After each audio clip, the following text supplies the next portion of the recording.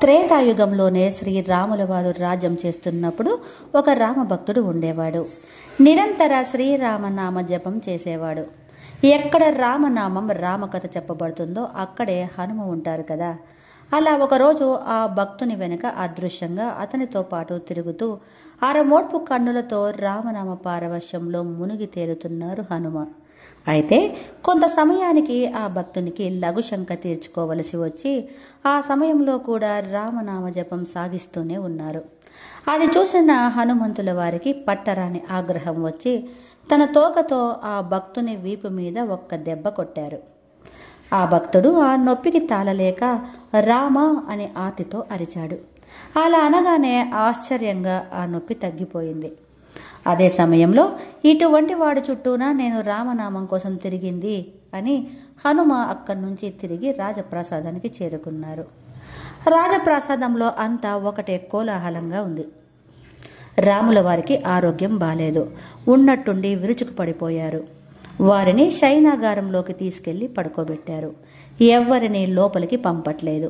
కేవలం సీతమ్మ, లక్ష్మణ, భరత శత్రుఘ్నులే ఉన్నారు. రాముల వారు హంసతూలిక తల్పం మీద వెల్లకిలా పడుకుని ఉన్నారు. వారి వీపు మీద ఒక పెద్ద వాత ఉన్నది. సీతమ్మ ఆ వాత వల్ల కలిగిన నొప్పి, మంట తగ్గటానికి రకరకాల ఔషధాలతో కలిపిన నవనీతం రాస్తూ ఉంది. హనుమ వచ్చారని తెలియగానే లక్ష్మణాదులు సీతమ్మ లోపలికి ప్రవేశపెట్టండి, ఆయనే మళ్ళీ ఏ హిమాలయాలకో వెళ్ళి ఏ మూలికో తీసుకువచ్చి రాముల వారి నొప్పి తగ్గించగలరు అని చెప్పగా హనుమని లోపలికి అనుమతించారు. లోనికి వచ్చి చూసిన హనుమ ఆగ్రహోదగ్రుడై అసలెవరు ఈ పని చేసింది, ఎవరు కొట్టారు స్వామిని అంటూ నరసింహావతారం ఎత్తి రుద్రుడై తాండవం చేయసాగారు.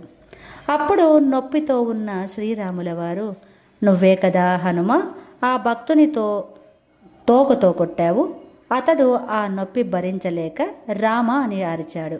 ఒకవేళ అతని నొప్పి నేను తీసుకోకపోతే నీ దెబ్బకి బతకగలిగేవాడా, నేనే ఇంత బాధపడుతున్నాను అని అనగా హనుమ జరిగిన అనర్థాన్ని తెలుసుకొని క్షమించమని రామపాదాన్ని ఆశ్రయించి నమస్కరించి, స్వామి మీ నొప్పికి మందు కూడా తెలిసింది అని ఒక్క క్షణంలో ఎగిరి ఆ భక్తుని దగ్గరికి వెళ్ళి ఆ భక్తునికి జరిగింది అంతా సూక్ష్మంగా చెప్పి ఆ భక్తుని నిరతిశయ భక్తికి మెచ్చి అతనిని తీసుకొని వెంటనే స్వామి వద్దకు వచ్చి అమ్మవారు వ్రాస్తున్న ఔషధపు నవనీతాన్ని తాను కొద్దిగా తీసుకొని ఆ భక్తునికి కొద్దిగా ఇచ్చి శ్రీరాముల వారికి సీతమ్మకు నమస్కరించిన తర్వాత రామనామ గానం చేస్తూ ఇద్దరూ కలిసి ఆ వాతకు ఆ వెన్నుపూస పూతరాయగా రాముల వారి నొప్పి, మంట, వారి వీపు మీద వాత అన్నీ పోయాయి.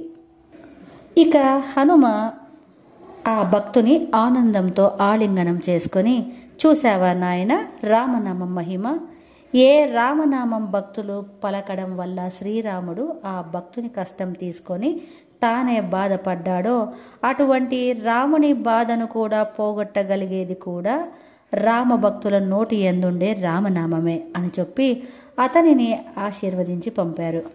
కనుక ఇటువంటి రామనామాన్ని మనం చేస్తూ నలుగురు చేత చేయిస్తూ పునీతులవుదాం. శ్రీరామ రామ రామేతి రమే రామే మనోరమే సహస్రనామ తత్తుల్యం రామనామ వరాననే.